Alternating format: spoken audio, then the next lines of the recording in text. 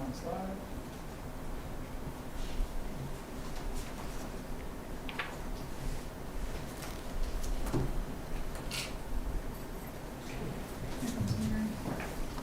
Are we up? Okay. Mary's coming in, okay.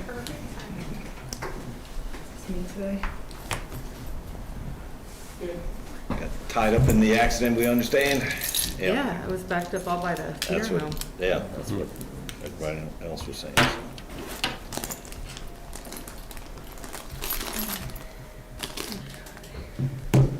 Still, almost on time. Yeah. Yeah, I looked up and I was like, oh no, this isn't good. So please let it be before or after the turn. Where was it? It was down in front of the hospital? It's again? at is it Lawrence Fire Department? It's like Lawrence Yeah. Avenue 5. Yeah. Okay, we all set? I will go ahead and call the town council meeting of May 10th, 2021 to order. And the first order of business would be the invocation and the pledge. All right, let us pray. Dear Lord, we thank you for this absolutely beautiful day and for allowing all of us to gather here together this evening. Father, we just ask that you allow us to have an enjoyable and productive meeting this evening. All these things we pray in Jesus' name. Amen. Amen. Terry, do you want to lead us in the pledge? I pledge allegiance To the flag of the United States of America and to the republic for which it stands, one nation, under God, indivisible, with liberty and justice for all. Thank you very much. A couple new additional agenda items. Ordinance number 209, introduction of that, which is the comprehensive plan update. That'll be under Lachelle's report. And then after the LBA report, we're going to add or have a discussion about seating in town. So, okay. So everyone should have received a copy of the minutes from last month. Any comments, questions, corrections? I move to approve the April 12th, 2021 minutes as presented. I'll second. Okay, first a motion and a second. All in favor? Aye. Opposed? Thank you very much. Okay, Rebecca, Treasurer's report, please. So a few items to just bring to your attention in the April financial packet. I did transfer $250,000 to the checking account. You can see by the accounts payable listing, it was a significant month money-wise. We are 84% through the budget. At this time, I do not think the general fund will need budget amendments. As we get closer to the end of the fiscal year, there are some capital outlay items, some CIP items that we know will not be completed before the end of the year. So I think the general fund will be fine. I'm still watching the enterprise fund. We've had a significant number of unexpected repairs and expenditures. So next month, hope to have a better idea if I am real tight in that department. I continue to work on several payment plan customers for utility balances. And just as a reminder, there was that large period of time that customers were given waivers and we were not disconnecting. So I still do have a handful of customers that are paying monthly. I will be preparing the reminder tax notices to go out. That generally creates a significant amount of payments before the end of the year, which from an administrative standpoint, the fewer that carry to the next year, the easier the whole tax sale process works. Just today, the Treasury Department released the guidance on the American Rescue Plan funding. We still do not know the dollar amount.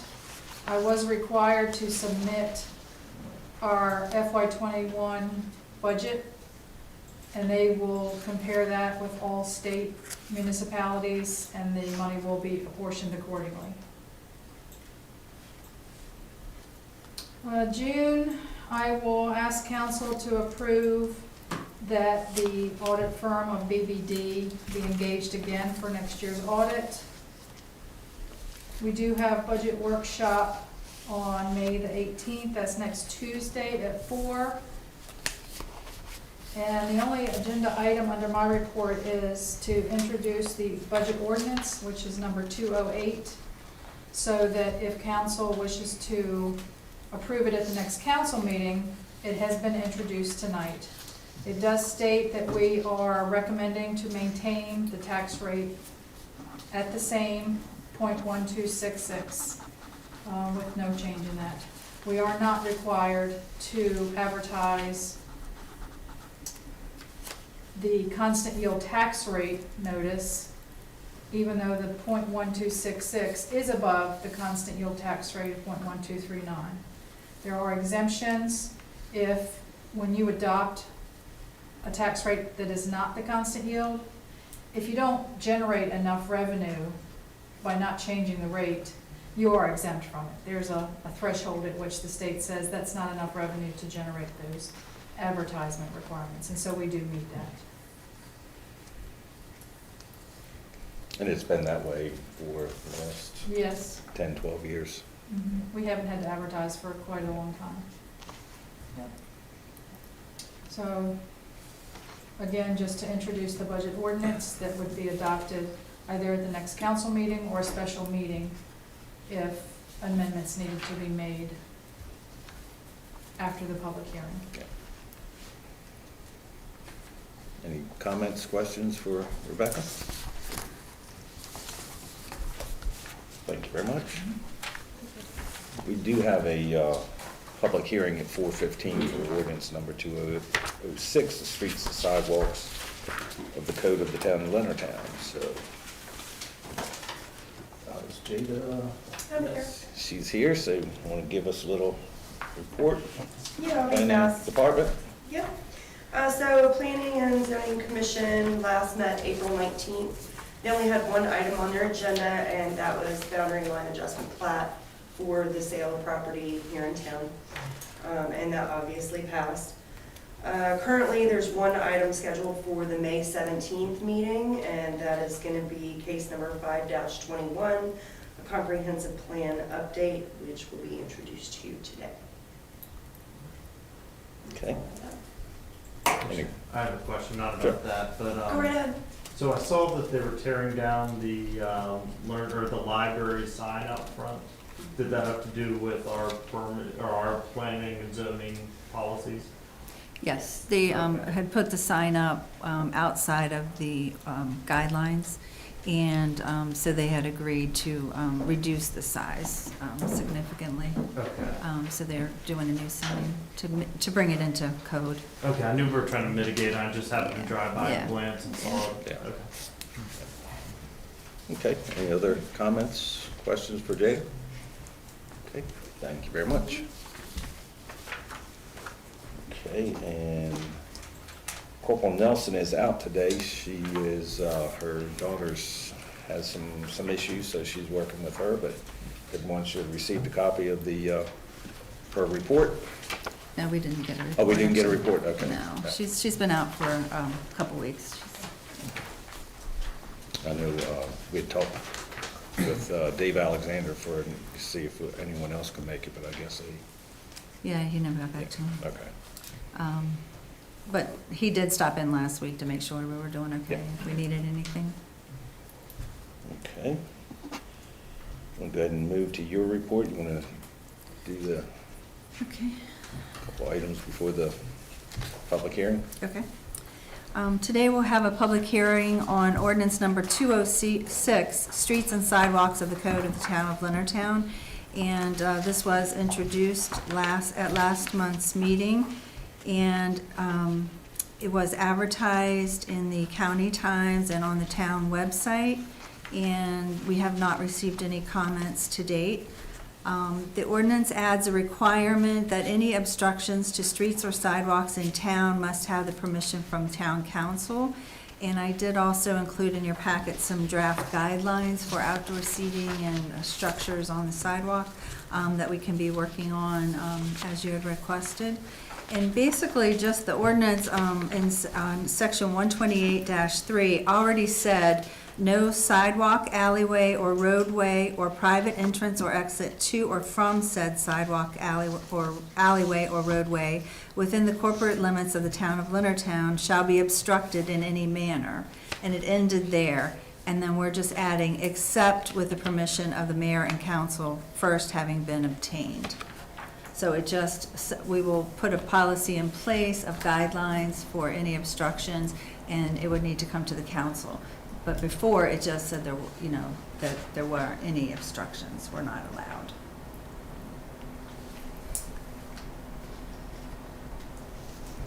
But you've always approved outdoor seating, and we just are trying to get some guidelines and make sure that it's uniform.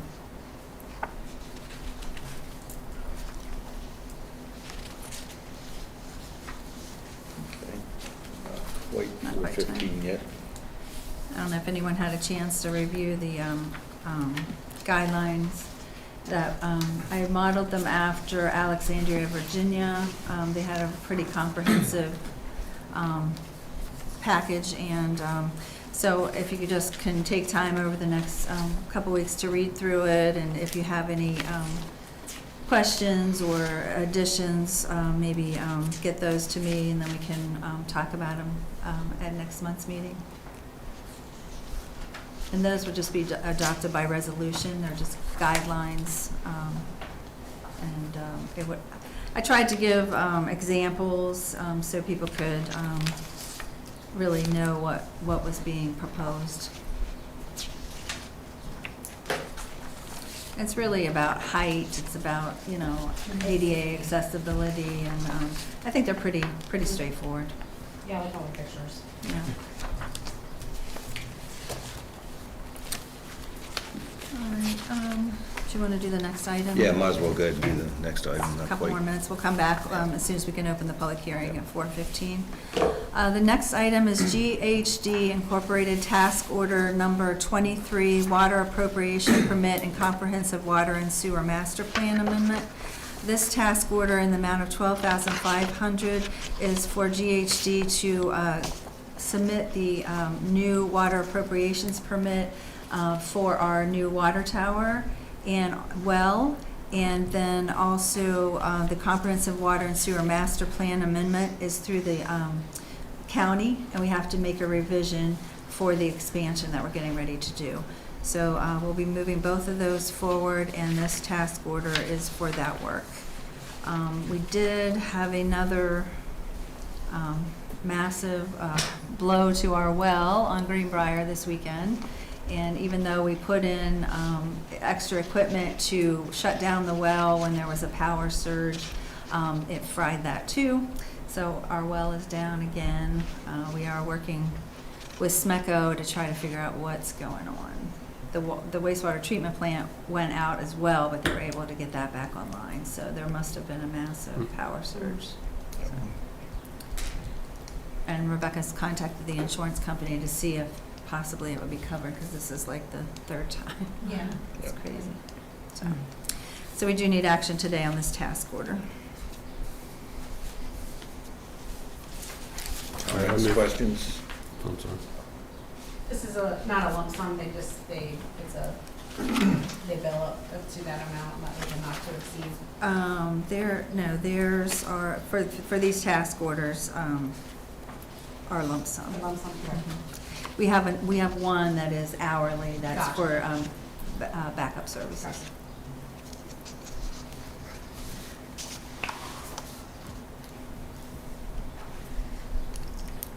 Any other comments, questions? All right, I move to approve task order number 23, Water Appropriation Permit and Comprehensive Water and Sewer Master Plan Amendment in the amount of $12,500 for GHD Incorporation. I'll second. Okay, motion and second, further discussion? Hearing none, all in favor? Aye. Opposed? Motion carries. Thank you. Okay, it is 4:15, so I would entertain a motion to close the regular meeting and open a public meeting. All right, I move to close the regular business meeting and open up the public hearing, reference ordinance number 206. I'll second. Okay, all in favor? Aye. Okay. Thank you. Okay, as I stated earlier, the public hearing was advertised. We're adding just the one line after 128-3, except with the permission of the mayor and council first having been obtained. And then we'll be moving forward with the guidelines for outdoor seating. Did we receive any comments? No comments received. No. Okay. I'd open it up to the floor. Any comments for this ordinance? Yes. I'm Roger Mattingly, 23160 Aloysius Court, Leonardtown. There's a problem here in the town with the sidewalks and streets. They're blocked, constantly blocked. You can go in town right this minute, and I can show you where the sidewalk's blocked for ADA. I have a personal friend of mine who's in a wheelchair. He cannot get up and down the sidewalk because of the chairs and tables that are in the middle of the sidewalk. I went into the florist the other day to come out with 2 big wreaths, and I can hardly get out of the florist because the sidewalk's blocked with tables and chairs. I think that if you're going to make this thing so that the mayor or whoever has control of the sidewalks, we need to do something about it immediately, not be messing around. I mean, I think that this guy, he's retired from the Maryland State Police, by the way, this man, and he knows the ADA rules and regulations. He's called me when I was on the council, and I talked to Jada about ADA regulations and signage. There's not one parking spot on Fenwick Street for a handicapped person. In town, there's 6 or 8 parking spots, 1 legal spot, the rest of them are illegal. He's complained to me about that also. I told him, don't complain to me anymore. He can call the town and complain to them. But he's a personal friend of mine. That's why he's complaining to me. So I think that we need to, if we're going to give the mayor and the council all this power to be able to run the sidewalks and do whatever they want to, we need to clear the sidewalks so ADA people can buy it. This is not a convenient place for handicapped people. Sorry to say. That particular item, that particular area that you're talking about, that's. Not only that spot. No, but, Laschelle can address, we are looking all At the over handicap spaces, we have signage We've ordered. heard that though before, Laschelle. I mean, I talked to Jada about it. She said Tony was supposed to be putting up signs. They're ordered, they're here, they're supposed to be put in this week. We're fixing a couple of the spaces in the square and putting signage up. I looked at it Friday, there's nowhere on Fenwick Street that you can make a legal ADA sign. So what we're talking, or a handicap space, so what we're talking about doing is possibly one of the spaces is much easier to pull into and making it a short-term parking because you have the dry cleaners, the florists, the coffee shop. People want to pop in and out easily, and so we're going to try to make that like a 15-minute space, something like that, so it's easy to pull into. But there is nowhere on Fenwick Street that you can make a legal handicap space. So what happens if the ADA comes in, this guy calls the ADA, they come in, what are we going to do as a town? We What do can have we do? spaces, we have spaces available. But at this point, you can't, dump a handicap space out into the street, and it's all pull-in parking or parallel parking. There's really nowhere that you can make a Okay, legal space. I'm just saying, we're not a friendly place for handicapped people, if you ask me. We got a space in front of the fiber store down there next to Antoinette's Garden that you have to go out in the street to get up on the sidewalk, and the same way in front of the old Dukes. And that's the ones we You are have to go out in the correcting. street to get on anybody's handicap has to go out in the street to get up on the sidewalk for the ramp. And you know what? This is, it shouldn't be this way, a small town like this. Yeah, we're restriping those and have new signage and are changing all those right in that area that you're Okay, talking so about. now we also need to address the sidewalk situation. It's a bad situation. And like I said, I can take you downtown right now in the square down here, and show you where the sidewalk's blocked. There's no way a guy in a wheelchair can get through there. You know, that raised a few before about the bookstore when it was there. You know, Joe Fenwick, Joe whatever his name is, Joe Orlando had book racks out there, and I came to you. You got that fixed. Yep. That lasted for a little while, but we need to start being a little more friendly to our handicapped people. Well, I think that's part of what we were trying to do with this, though, is have a little more control, because it was kind of, I don't think we had a lot of say as to what was happening with the sidewalks. Okay. And so I think that's. I just like to see something done with it. No, I appreciate it, because I think that's what we're trying to do. That's what this ordinance is about. Okay, so we'll see how long this takes, right? Any other comments on this particular agenda item? Kevin Mattingly, 22580 Keyway. So, as I understand, there is an ordinance out there right now. How come we're not following that ordinance? Town council, was anybody? It's not, it's in the works, it's not approved. No, there's an approved ordinance. It's been back since whenever. I mean, there's an ordinance about not being able to walk your cow on the sidewalks. I'm pretty good, we're enforcing that one, but how come we're not enforcing the having accessibility on the sidewalks? And what was the driver for us to visit this 206? Because we've had a lot of requests for outdoor seating to try to keep our businesses in business. How long, so me being a forward-looking person, how long do I need to look in the future to have an issue resolved in a timely manner? Because this issue has been brought up months and months ago, and now it's just getting to this. Well, again, that's why we're bringing this ordinance up right now, to correct it, so we can have the ability So to. what are we doing in the meantime to correct the issues that are out there now? Well, depending on the council, this will be approved today. Okay, so I'm a little leery about having the council, because there's got to be some more background stuff as far as what the council can and cannot. So if I wanted to go out and I wanted to build something out on front of my building, a permanent structure, is that something I would come to the town council and you would say, yes, it's good to go for it, have a nice day? That's what this verbiage is Okay. about. So I disagree with that, because I think it needs to go through some other processes, maybe check with the fire department. Hey, Well, does it mess with the access? The to fire building? marshal would have to approve it. There is a process depending on what the structure is. Right, Yes, okay. Fire department, fire marshal. health department, all, give Okay. that approvals. So if this gets resolved today, you guys pass this, which I don't feel you should be doing it, because I think it's giving you guys too much power, and you can just go and do whatever you want for whoever you want, because there are some people here in town that are getting away with doing stuff. The town has said, no, you can't do that. It still happens. There has been no repercussions from that. So, you know, where does it stop? I mean, as far as, you know, somebody can say, yeah, I want to do this. You're going to say, yeah, go for it. Well, it's not the right thing to do. Well, this is giving the council the authority Okay. to correct things. All right. So council members, if I came to you and I said, I want to build this outdoor seating area and I want to put a cover over it, what would you guys say, council? Would you agree with that or disagree with that? Well, hopefully we would have a now established set of guidelines that we can start to follow.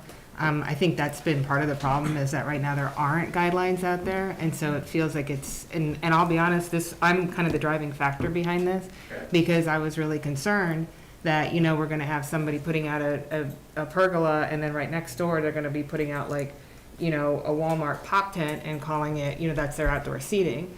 And I was like, I really feel like if we're gonna be allowing outdoor seating, which I think we should, because of how good it's been for the businesses, I think there needs to be a standard in place that, you know, we say everybody has to have an awning that's so many feet high, or it has to have, you know, enough room for ADA compliance, or it has to be, you know, removable or something like that. You know, we do have to have a standard. And so I think that's where we're trying to go with this, is to come up with a standard as opposed to just a free-for-all. Right.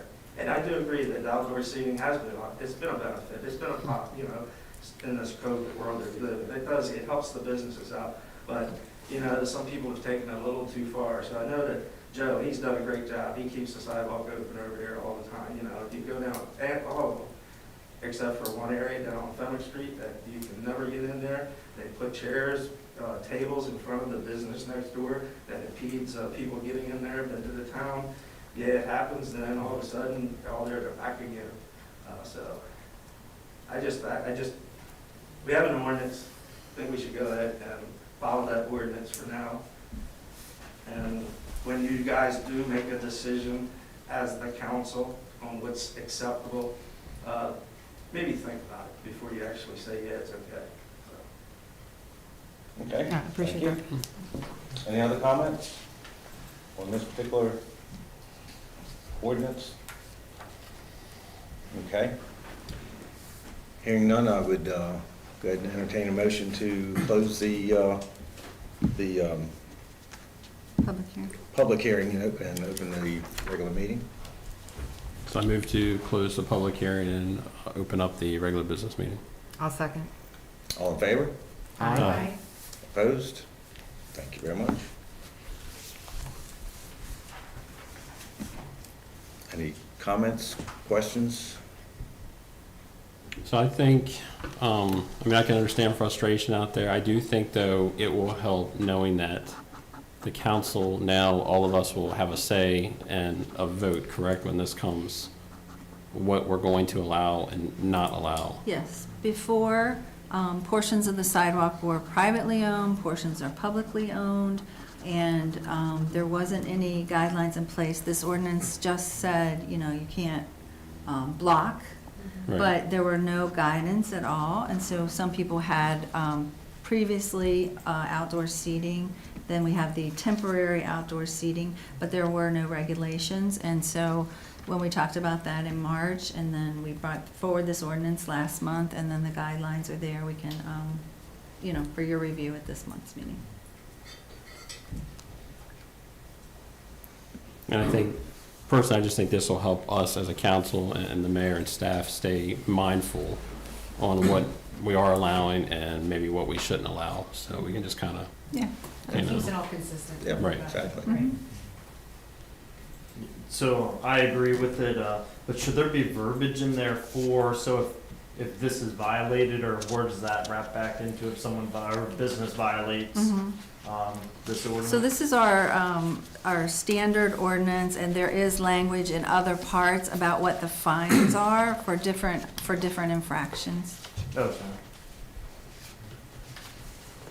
This is just specifically the sidewalk ordinance, and so that makes it, codifies it, and then there are places for, in the code that talk about what kind of fines can be for different infractions. So if this is passed today, to get the word out quick, I guess, Mayor, when you attend the LBA meeting, they'll know that way. How will we get this out to all the business owners? Like think- the new ordinance, or what's the best way to get the communication out there? Well, we have to come up with standards first. Okay, Yeah. Don't you think? Yeah. so we'll have to talk about what we're gonna allow. Right, Okay. so they're started in your packet. Right, okay. And so for everybody to look at and read and see what's missing, what you want to add, what you want to change, we can certainly announce it but I think pretty much most people know that they have to get, first of all, we have to be notified and do a letter for the liquor board. So if they intend to serve liquor, we already have that notification. And they won't get their liquor license for outdoor seating unless the town gives a letter of authorization. So we already have that. But if they just wanted to do outdoor seating and not have their liquor license, at this point, it depends on the ownership of the sidewalk until this ordinance is in effect. But this will just make it uniform for everyone. But I think most people previously would have contacted the town anyway. And do we have ADA guidelines and things that we can put into? It's in there. It is in there. Yeah, there was a, Yeah, 36-inch Whole path bunch, has to yeah. be accessible. in heights. And the heights and everything is in. I modeled it after Alexandria's, and they have all that in there. Okay. So we'll be reviewing that probably for the It's June in, meeting? yeah, it's in your packet right now. But that's Yeah. when we'll look at doing more the adopting. So I just, if everybody can look through it, send me comments, we can try to have it all wrapped up and back before you to adopt next month.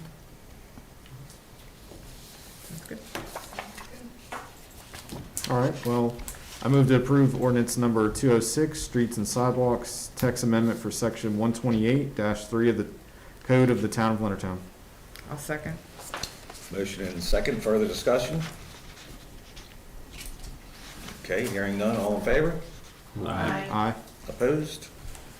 Motion carries. Thank you. Okay.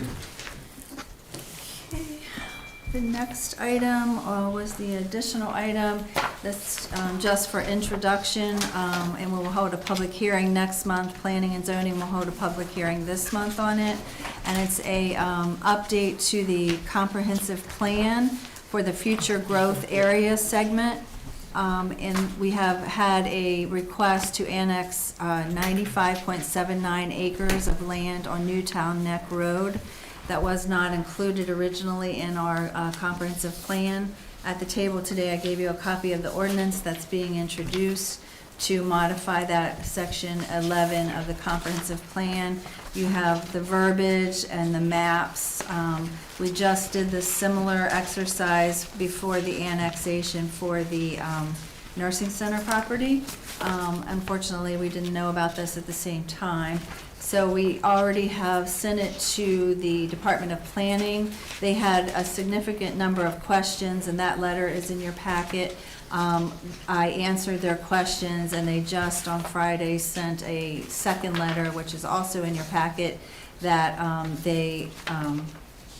all of their questions were answered, and they agreed with moving it forward. Part of the process also is, once we start the annexation process, which will come with separate process like we did for the nursing center, we do this first and then we start the annexation process. The county gets notified, state agencies get notified to comment on the annexation. But for right now, we've already got the comments back in your packet from the Department of Planning. So this is just for introduction. It's ordinance number 209. To update the comprehensive plan, and we'll have the public hearing scheduled next month. Any questions on that? So how long would the entire process take? It's usually about a 3 to 4 month process. Okay. It just depends how quickly they get the information back to us, and I know the Kellys have been working on the annexation plan for a while now, so I think we'll be getting that very shortly. So next month, we'll probably introduce the resolution for annexation, and then we'll have public hearings on that as well. All right, thank you. Just a couple other, I told you about the well, the Tudor Hall land swap package was sent off today to Maryland Department of Natural Resources, and they will be filtering that through other agencies for comment, and then we'll hear back on that. We did receive notification that we received the Community Parks and Playground grant of $225,000 for the Leonardtown alleyway, Old Town Alley. We have one other grant, $125,000, which was Community Legacy. We did not receive that grant. So we're looking at other funding sources to offset that.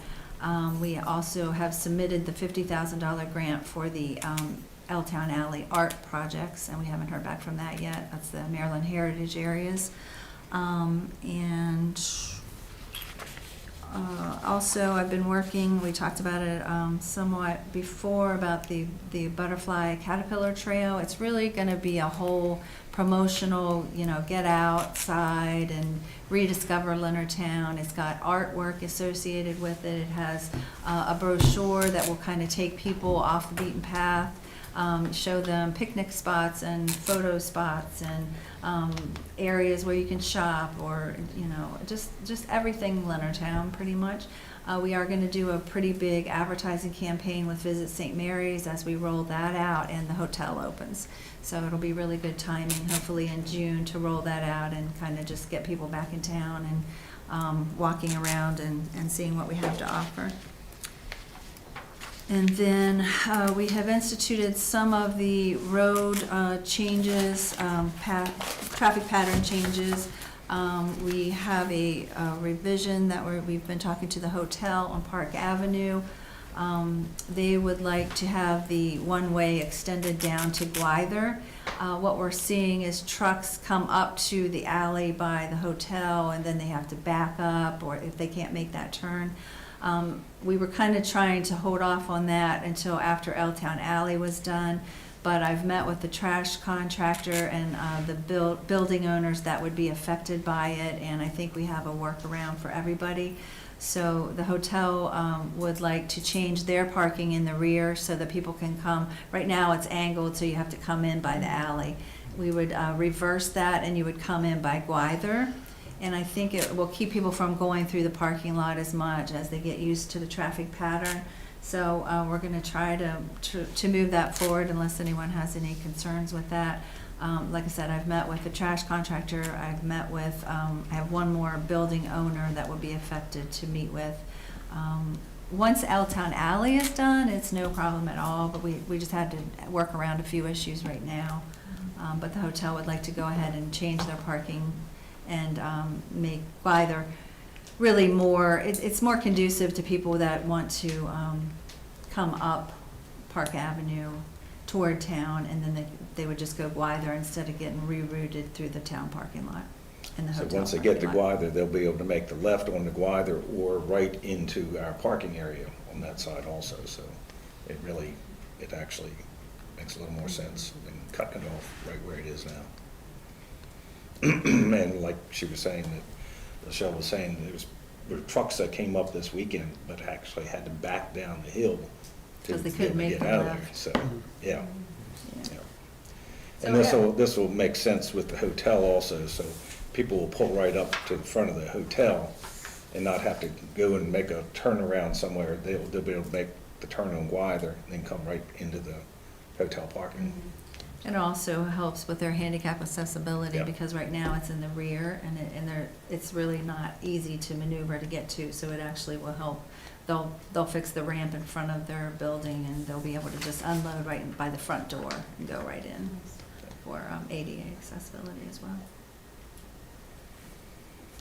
Well, I'll tell you, I'm very unpopular in my neighborhood and in my house because my husband hates the one-way street and my neighbor hates it, and everybody says, "Who did that?" And I was like, "It was me. I definitely agreed with it." So Well, I think it's figure it definitely out. been safer for pedestrians and I think it's safer. coming out to the square. You know, people are still getting used to it, and I think once everybody kind of learns a new path, it'll be fine. I think so. Yeah. I think that's everything I had. Okay. Moving on to my report then, we've got some members of the LBA with us. Ellen? Yeah. Come on up and give a little, let us know what's going on there. Pardon? Is it okay if I take my mask off? Yes, right there. No one's- Hi, I'm Ellen Lewis, and I'm president of the LBA, and thanks for having me here. So, you know, I'm always talking about what makes Leonardtown so successful, and I've said it year after year, and a big piece of it is the working relationship that the elected and administrative officials of the town, the business owners, and the community have.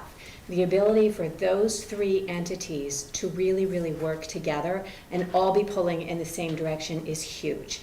And, you know, because of that, we've seen incredible growth and development and success in Leonardtown that, you know, we're all proud of. I think there's one piece of the puzzle that is kind of missing, and maybe we should see if we can't do a little bit of a better job, and that is incorporating the building owners. So, you know, when you have a business that is renting a space inside a building that they don't own, there's a potential for a problem. And we've seen that in a number of the buildings in town that I won't mention, but we all know who they are. So what I did today is I invited my incredible landlord, Mike McKay, to join us. He purchased the building that my business is in and that Spice is now in. And it was a huge decision for him to do that. And I know that it's been a lot of money, but it's an important piece of the town and what makes the town work. And I would love it if you would hear him talk about, you know, maybe why he chose to make that investment, what could have been better for him, and maybe how we can reach out to existing building owners or potential building owners to see how to bring them into the fold and the working relationship that we have so that it's better for everyone in the town. So, Mike? Thank you very much. Yes, Mike McKay. Welcome. Thank you very much. Wear my Riley Holdings hat here. I live here in Leonardtown, over in Leonard's Grant. Most of you, I think I know. But thank you for the invitation, Ellen. It was definitely a big decision to purchase that building. So looking around for us, Spice was growing, definitely wanted to look to invest in the town. Looking around, we did look over in the California area, all around St. Mary's, and really love what you guys are doing here in Leonardtown.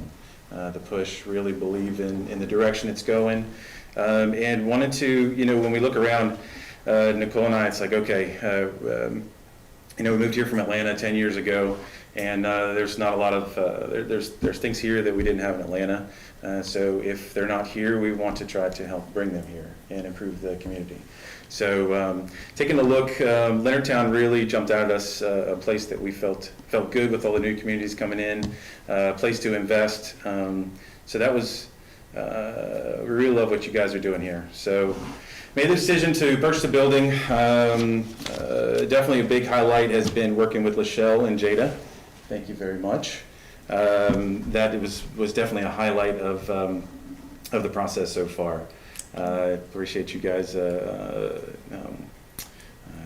allowing a newbie to come in and work with you guys, but it was definitely difficult taking an old building here in Leonardtown. I had the expectations of, you know, can I come in and is there going to be some knowledge about what was done here with this building? You know, who's going to help me uncover what's going on here? Because I bought it as is, there wasn't a lot of history with it, and you know, we've learned a lot. These buildings are very expensive to refurbish. A lot of gremlins. There's just seems every corner we turn a new way to take money out of our pocket. So for us, the schedule and cost of upgrading the building has been significant. So I know there's a few properties in town that could use an upgrade. I don't know what can be done on the funding side, but it's significant. So I'm sure that's only getting worse with the labor shortages and price of materials, you know, so it's only making the situation harder. It's going to be more expensive to develop those. That is going to need to get passed down to the tenants. So I think if there are any opportunities there to encourage development within the town, funding is obviously a big one. It's no surprise, but it's only going to get worse. But bringing more people to town, that's going to be, I think that's going to be, the more revenue we can generate, more people to town, more businesses, it's going to encourage people to meet and invest more. So there, and then any other perks that you guys can have. The facade grant was really great. Having that available to us, I really appreciate you guys bringing that to the table. And we're always looking for additional grants like that and looking to expand that. Yeah. And also, we are the fastest growing municipality in the state of Maryland. Yeah. Over the last 9 years, we've grown by 28%. Yeah. Next is and now that's percentage wise, of course. Right. The next one was like 16%. So yeah, I really foresee that continuing. Yeah. Also. I definitely agree. You know, but so the faster we grow, the more people we bring to town. You know, bringing more people in town, because obviously, like I said, developing the buildings, it's not without a cost, and then that cost has to get, you know, for an investor to come in, it needs to be able to turn a profit. So then, you know, with rents and everything, I believe in Leonardtown and what you guys are doing. I'm still hoping that you know, a lot of the other buildings around town folks will jump in and try to take those on and bring those up. So So, yeah, Ellen, what other points? I know that Other you've been- incentives, I know that, basically what we're talking about here is infill development. The importance of taking the buildings and the spaces that exist right now in downtown and encouraging developers and investors to choose those buildings rather than building new somewhere in a strip mall, because that's really essential to the nature and character of Leonardtown. If we want to maintain that, we have to focus on infill development. In terms of how to do that, we need to look at infill development grants that are available from the EPA, from Small Town USA, the Historic Preservation Organization. We need to look at that. We also need to look at some kind of an opportunity for tax credits for people who are willing to invest their hard-earned cash in Leonardtown. They should maybe get some kind of a credit for that from, revenue that's generated by rents and so forth, to encourage them. You have to incentivize the behavior that we want.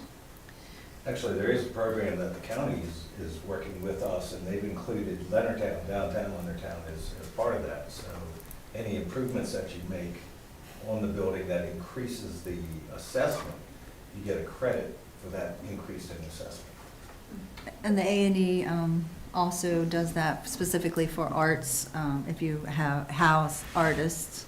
But then this new one that the county is doing, we've looked at a lot of opportunities for grants. The problem is not being a nonprofit or a government entity. It's really hard. Like historic preservation, they don't do anything for private investors. We've met with them a number of times. So the more like the facade grant that we can do, that we can funnel through the town to the business owners, that's certainly the better. Yeah. Yeah, I'm not for a minute suggesting that Leonardtown isn't doing enough. No, I know. I know that you guys are. I know that. together we all have the same goal. We're all on the same team here. We all want the same thing for Leonardtown, and the business owners want their businesses to thrive. They want the buildings that they're in not to leak, to stand up, not to be, come on. Basic things here, right?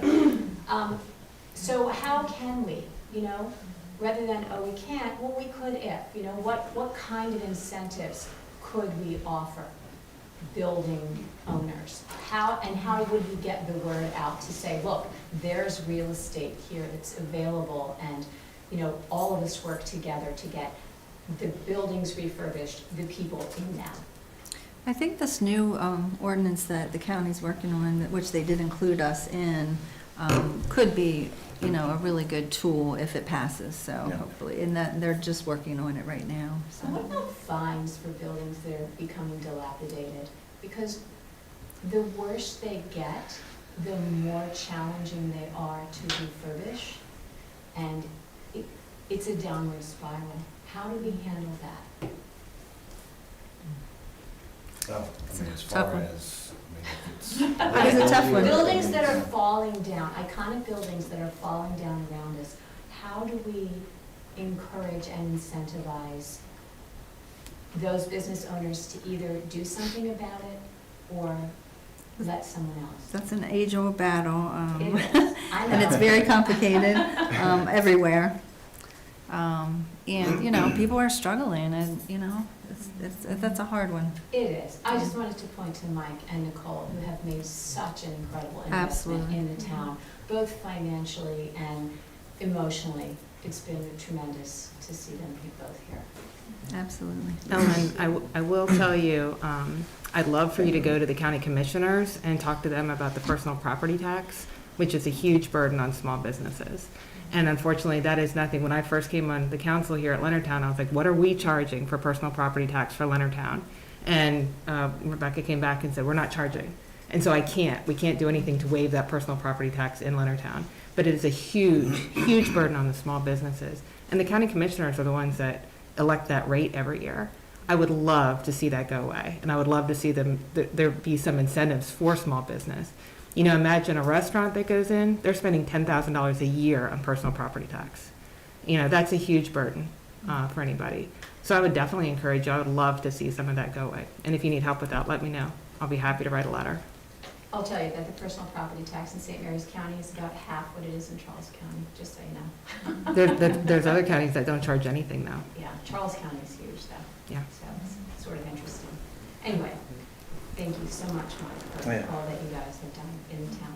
So Thank I do you. think we need to kind of think about how to make this happen with our building owners and how to incorporate existing building owners into the working relationship that we've established between the community, the town, and the business owners. Yeah, and that's really when we first started the LBA, that was the reason. Back in the 80s, prior, if you were a building owner, you actually had a vote in town also. That went away with a lawsuit, so that's when, after that is when we started the LBA again, so for you all to have a say. Yeah. And working through the L-Town Alley project has been very interesting too, because you have like 6 owners that have different ownership in that project, and how everyone has really stepped up, because I mean, at the backs of their buildings, nothing has been done, you know, and this has really helped them to be able to see what can be back there, and everybody's been really cooperative and wanted to work on it, so. And that's where we're running into the problems of the way that the water slopes in our back parking lot. So the adjoining businesses in our back parking lot, the way it slopes, our parking lot constantly gets flooded, and then all of the water comes into our building. And so as we try to do all these improvements, now we have a water issue that's constantly coming to the side of the building. And there's other businesses that don't want to fix their parking, you know. So that's definitely a challenge for us, as we've done all these improvements, to then still see that as something exteriorly that we can't do anything about right now. Like you said, everything's connected. You know? Yes. Everything's so dense. This Yeah. wall connects to them, Right. and you know, we've got a few things. One's with the post office, and they're, you know, eventually going to work through that, hopefully. Yeah, that's a and- process. But like you said, there's. Well, let's talk about that online and offline, and then we can maybe see if we can do anything to help with that Understood. aspect of it. Yeah, but Okay. yeah, appreciate the opportunity, guys. Great. Thank you. Thank you. And Thank you please, for coming out. doors are open, so feel free to stop by and check it out. Thanks. Thank you. Thank you all for your investment. Ellen, Joe, did you all have anything else? I think that's it. All right, the other item you want to, that I mentioned, you want to give us a background there? Did Sean come? Yeah. Yeah. Oh, okay. Oh, there you are. So we had the complaint, and had the request for me to go talk with David at David's Flowers about the after-hours seating in front of his building, and he did want those 3 tables removed. So then I approached Sean with Social about that, and he was very cooperative, but he did want to come and make a request to you, so I had let you know that he would be coming to the meeting. So, Sean, you want to say something?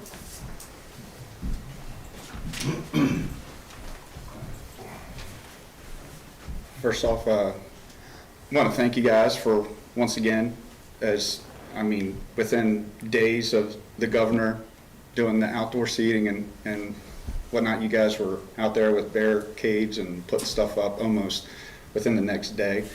I'm not going to say that the outdoor seating saved the business, but it definitely gave us a little bit of hope in that time, and in the process, I think turned the town into a destination of people.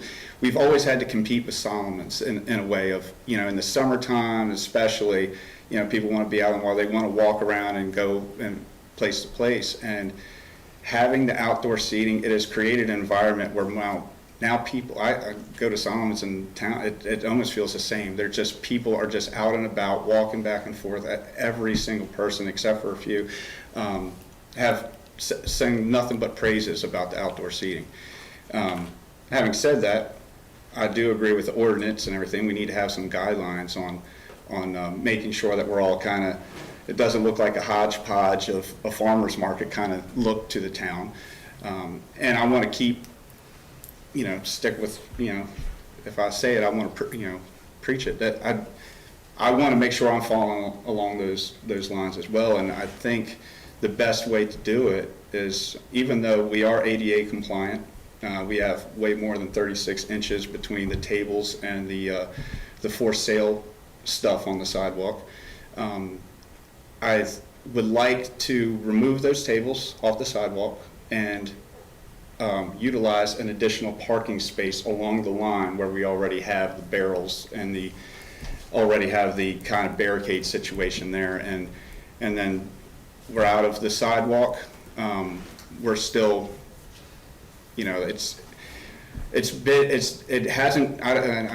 hasn't saved the business, but it's instrumental in growing it. And Fenwick Street, if any of you guys go around there on the weekends, it's just lively, stuff's going on. It's always stuff happening down there, and everyone we're getting reservations into July now, and we're constantly booked. We've run out of room.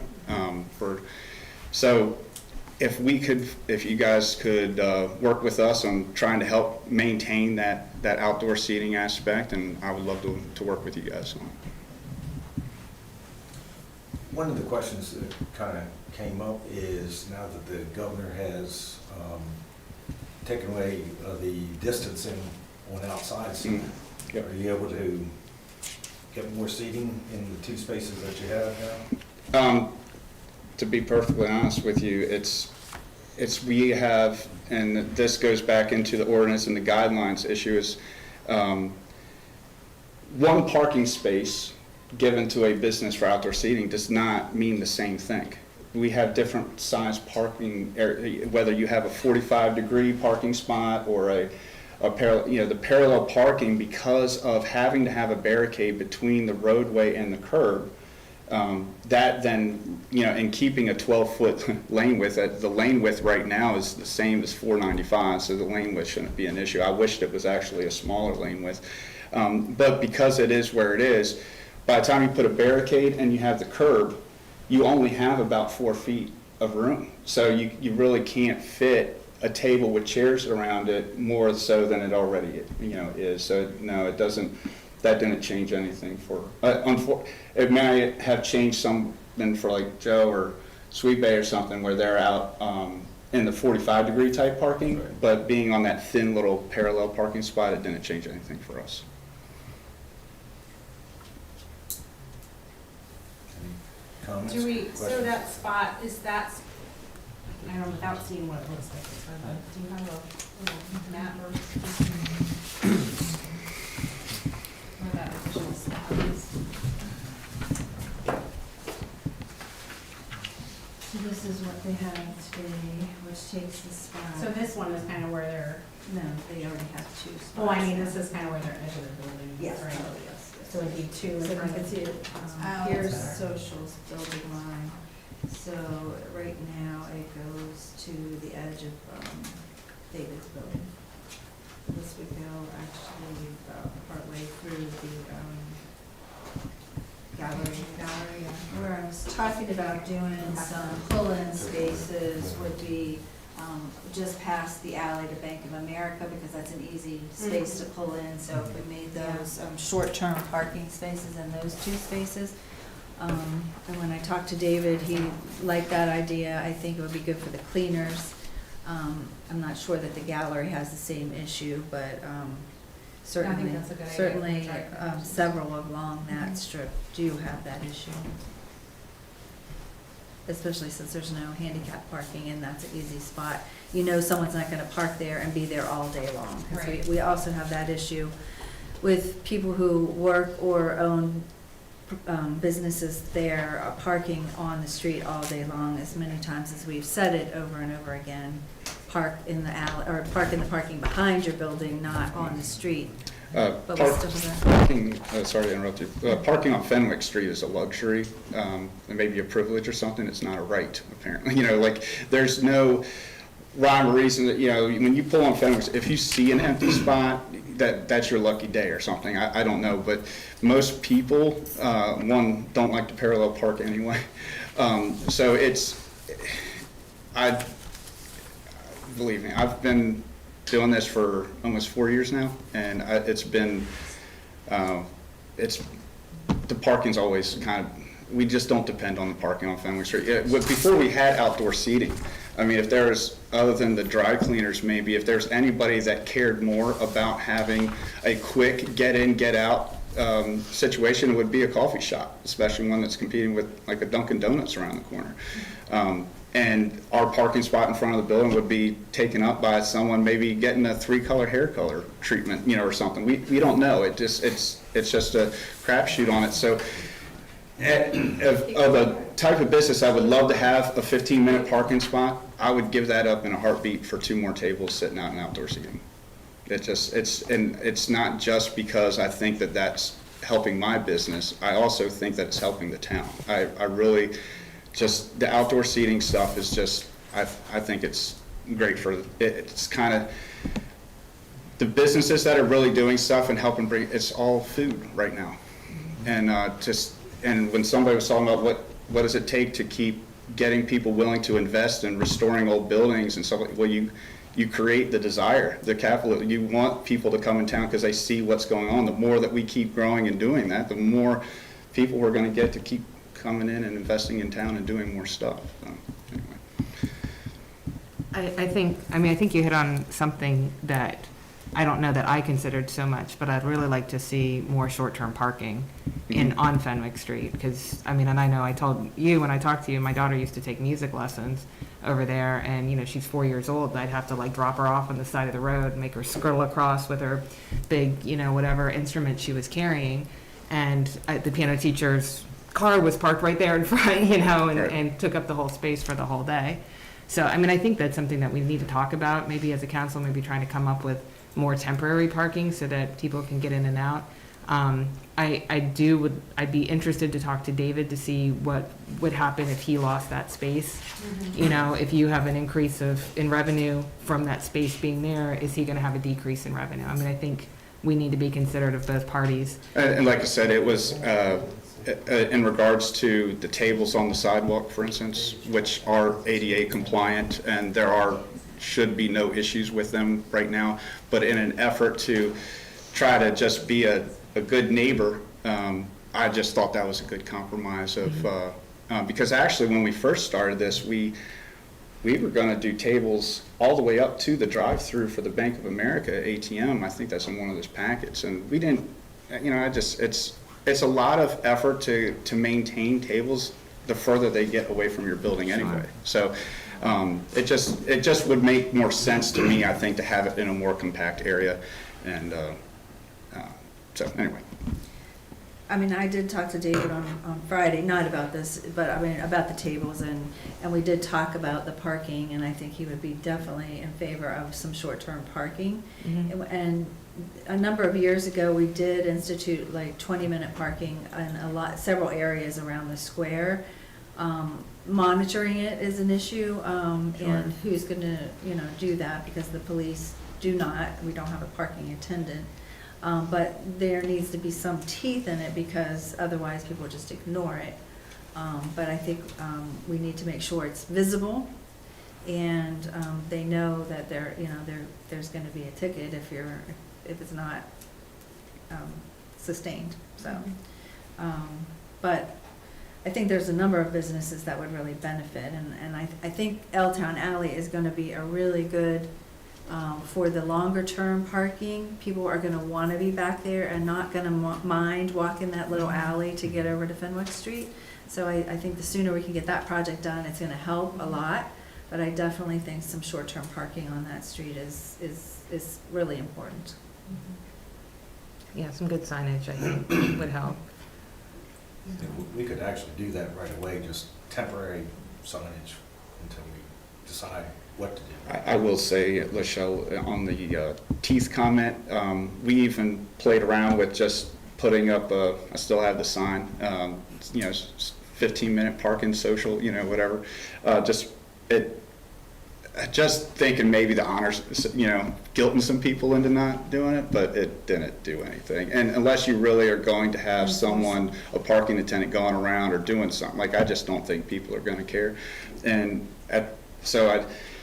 I'm all for, not that I'm up here to talk about a temporary or a quick parking spot or anything like that, but I'm all for that it's just at the same time, what is the town as a whole trying to do? Like, you ever go to Alexandria or Northern Virginia or anywhere, you're never going to get a parking spot in front of the actual place you want to go and get in and get out or something. You're going there, you're knowing that you're going to spend you want to spend time, you want to walk around, like that kind of thing. So I don't know that, what we really should be, I'm not trying to take away from not doing that, but at the same time, I don't know that it's going to ultimately hurt anyone if we just keep trying to focus on making sure that people want to actually park and get out and walk around and do stuff and trying to create that environment where it's worth. Honestly, I have on our coffee sleeves, I have a little sentence on there that says the parking sucks, but our coffee makes it worth it. I mean, if that kind of, if the parking is what it is, we just got to kind of look at other things, and maybe that's creating an environment that people want to do that. And I think in one of those Mahan Reichel deals, they put an overlay of Leonardtown, the Walmart shopping center, over top of Leonardtown. And people are willing to park God knows where to go into Walmart, and because they can go walk around and get everything they need. So, like, I don't know, the best case scenario, maybe doing a time limit on, like, during business, like between 8 a.m. and 4 p.m., this parking is on Fenwick Street is 15-minute parking, and not even doing it as just one parking spot or two parking spots. Just the entire street from this time frame is 15-minute parking. Yeah, I think that would be really beneficial, because then the businesses like the coffee shop and the cleaners and stuff that have that in and out kind of business would be fine. But in the evening, if somebody's going to hang out at social for the night or for a couple hours, then if they can get an upfront parking spot, that's fine. The bookstore's not open, the cleaner's not open, you're not hurting anybody at that point. I was joking with Laschelle on Friday. On my way over to town, actually, I watched two business owners on Fenwick Street that had their vehicles parked in front of their building all day long get in the car and take off. I mean, so if it was a huge issue on the parking, I would not park in front of the building. I would leave that for a customer, but some people don't. And so until there's some type of teeth involved in it, I think we're always going to be running around the same problem. Anyway, so that's kind of my spiel. I just trying to come up with a compromise and allow my restaurant to continue growing and at the same time be a nice neighbor. I was going to ask Ellen if she would put out a reminder to all the businesses that their employees should not be parking. Absolutely. So I know I brought it up at the state of the town, but not everybody's on it. So if that could go out and email to all the owners, that'd be great. And we have our meeting this Friday, so Right. I'll mention it then, which you're all invited to. And I think we talked about it a lot last month about the expectation now of the outdoor seating, and I mean, I just am amazed at the younger people coming in town and walking around and wanting to have events here, and coming to go from restaurant to restaurant or bar hopping or whatever. I mean, it's really great that that was like the positive outcome of COVID was the outdoor seating was required, and people just love it now. I think I'd really like to go ahead and work on getting some of those signs though, and doing the temporary, even if there isn't any teeth. I mean, there's people out there like me that aren't going to take my tags off the mattress, and I won't park there for more than 15 minutes. I mean, I think we can try to work something out to monitor it a little bit and try to figure something out. And after today, I was planning to move forward if everybody was good with trying to figure out some short-term parking. Yeah. And then I think we can talk about the parking space and what to do. I'd like to have a conversation with David and see what his comfort level is, and make sure, like I said, that we're not encouraging one business and hurting another. Let's make sure that we're trying to help Sean during the pandemic and recover from all of that, but also not hurt a very good small business in Leonardtown either. So. Excuse me, just so we're staying consistent, like other businesses, how many parking spots do we allow them? Just so. Well, it's different Okay. because it's, as Sean said, it's pull-in parking. I don't know how many. Joe, do you have like Four. Four. Is it That- based on just like what they're in front of their building, is that how? Pretty it's- much, yeah. But it is a little bit easier to configure because it's wider Right, when you yeah. have the pull-in parking. Antoinette's has 2, I believe, and Sweet Bay has 2 between their permanent parking and their in Antoinette's. And when you go back and look at the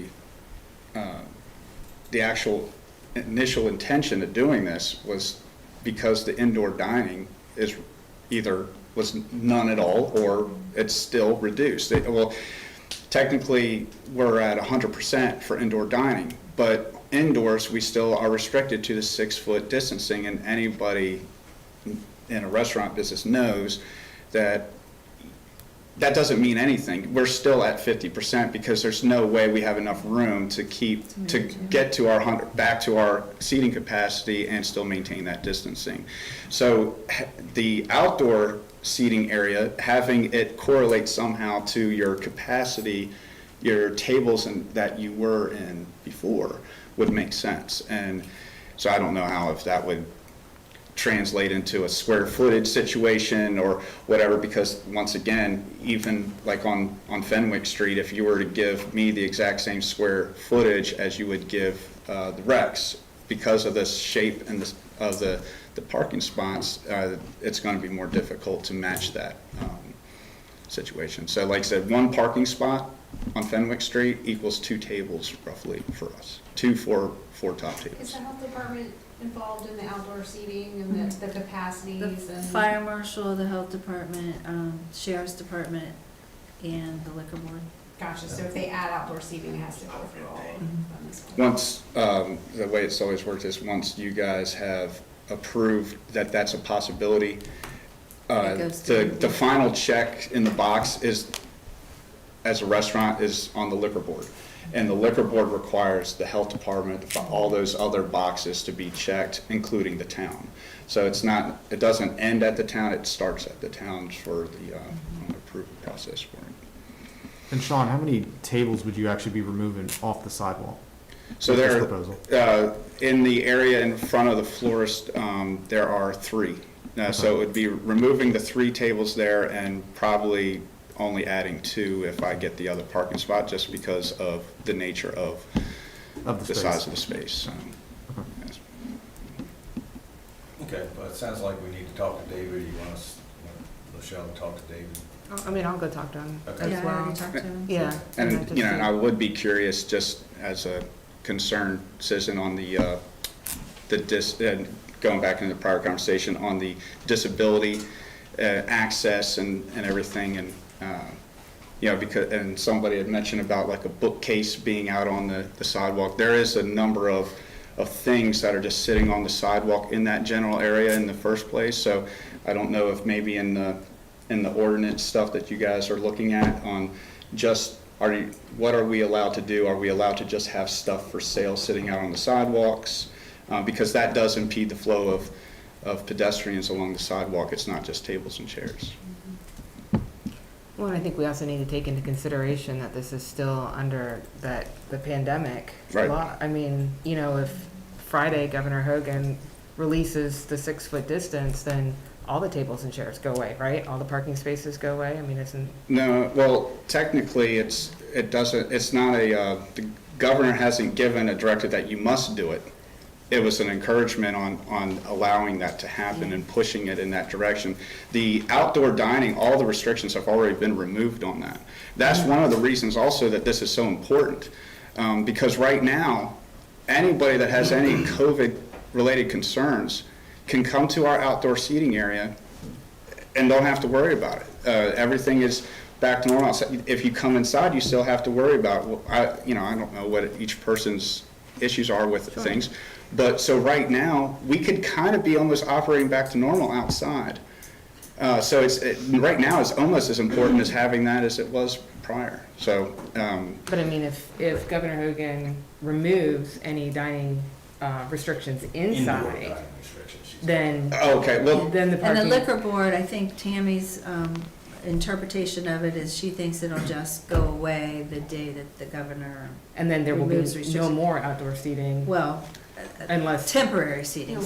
So everyone We'd have to go back has and look at it. it. We would have to, and then they would have to go through the process for permanent if it's gonna become permanent. So there's two different licenses. Got it. So, right, Sean's license has seating on the sidewalk in front of his building on his permanent. And then what he has right now is temporary in the 2 parking spaces. Actually, we got actually right before COVID, that Oh, parking the one. spot out in front of, so we, because actually we For the were already gonna permanent do the, seating. extending the sidewalk and Right. stuff, so we were already working on, and you guys thankfully gave us permission to turn that into permanent seating area. Right. So right now, for us, the only temporary seating we currently are utilizing is the 1 parking space. Right. But, I mean, I'm- I guess I'm saying if the law changed as of Technically, you guys tomorrow- could take it away if you wanted to, yes. Right, and At that point. so this would really be, if this could be a moot point, depending on what happens, anytime, any governor orders, as soon as the inside seating is And back, then all that expires. And then we would have to make the readdress decision it. to go to permanent or Right, or keep temporary, but they would have to go through a process with the liquor board. right. Okay. Thank you, guys. Is that on the table for that just to go away like that? Because we just talked about that's been good for Leonardtown. Yeah. Well, I think what she's saying, I don't think she was implying that. We're not, that we're we not, would just- Sorry, we are not taking it away, but We'd have to it's, start again with the liquor board to get it out. Right, so should we have something in motion already? Right. That's what For if his order comes down, do we get 30 days to finish up what we're doing? Or should we be on the agenda for the liquor board right away in case we need to? I think Tammy's, from talking to her Friday, her take on it is that she thinks it's just gonna go away as soon as he says something, or there'll be a date. So, I think it needs to be proactive on what our policy's gonna be, and then we'll have to, I think we should be proactive in working with the liquor board to have that in motion. Because just like when this all started, we got together and made a plan for all of us For everybody, right? in front of the liquor board at, Right. one time to make it easier. Maybe we can do that too and do some kind of, precursor. We're already on the agenda for when this does go down, so we can. And we have the new barricades coming, they're more uniform, nicer looking, to get rid of the orange barricades. So I think it's something that we need to talk about in conjunction with these design guidelines to figure out, what you all have in mind for going forward so that we can work with the businesses to get that started in case there is just an order that comes down and the liquor board thinks it can just go away immediately. Because I think that would be very detrimental. Yeah. and I just flew back from Florida yesterday, and, the governor's, everything's done in Florida. Yeah. So everything's wide open, and it happened, I don't know, like Monday, and we flew down Wednesday. I was like, okay. Yeah. So when it happens, I'm sure it'll be fairly quick. And so I think that's a really good point, that if we're gonna continue to use this outdoor seating, we need to come up with a plan It's not too difficult. Like I said, right before this whole thing, COVID started, is when we approached you guys about turning one of those parking spaces into a permanent seating area for us. And within a month, at the same time of that, I was able to get on the docket with the liquor board. They saw that you guys wanted it, and they were like, okay. And it wasn't that big of a deal. As long as the town supports it, the liquor board is usually, within reason. Yeah, the liquor board's pretty good once you have all your ducks in a row, but it was a process. I was on the phone with the fire marshal a bunch. and I hate to take away from her work on it. I meant for me, it was really easy, but Lachelle's help on it made it so. Well, I just know it takes a while to get through all those agencies. So I think once it gets to the liquor board, they'll kind of go with what the town says. But we need to work on it if we're going to do something more permanent, because it definitely, there's a lot of agencies that are involved in it. Right, and if it all happens at once, everybody, not just towns, Right, trying to so get if we're into it, proactive and yeah. kind of have a plan in place, so I Why don't guess, you reach out to Gretchen also and ask her to, remind them that, this is, yeah. we need some. heads up. Yes. Give us a heads up. And I could also say that I've had some conversations this past week just with the county economic development on it, and they're super in favor of this whole outdoor seating stuff, and they would be more than happy to be a proponent of it. I had the conversation with them because, to be perfectly honest with you, they were asking about grants and how the grants have helped our business throughout the year, and I'm like, I'm not even eligible for them because of this outdoor seating, because of the ability to keep changing the business and growing it and people loving it. We've actually done better in sales in 2020 with COVID than we did in 2019. So we can't show that we actually were hurt by COVID. And that it is because of this, like I said, I'm not going to say it's saved, like we wouldn't exist if the outdoor seating, but we could never be in the spot that we're at without it. And I think that goes for a number of us in town. So. Yeah, holistically speaking, we go to all these meetings and everything about how to get more people to Leonardtown and, the LBA, and the summer events have always, winter, we're busy. I mean, it's a cozy town, you go inside the restaurants, you got the tree lighting and everything. And then in the summer, we've always had the car show, Earth Day and everything, trying to get people to Leonardtown because we're more closed off and there's not much to see. People want to see people. So with this COVID, we have just stumbled across this outdoor seating, and I think it's been one of the most effective things that Leonardtown has seen. And this summer, we killed it. Because people want to see people. They want to walk around and see people outside. And then with the parking, it has taken away some of the parking, but then again, it's giving people driving through Leonardtown, oh look, they have tables open, oh look, there's people out there. And it's just giving so much more to the town. So I think, when we talk about parking taking away versus adding to the businesses and everything, we have to realize that this is something that was huge for us. And it's just worth keeping and fighting for.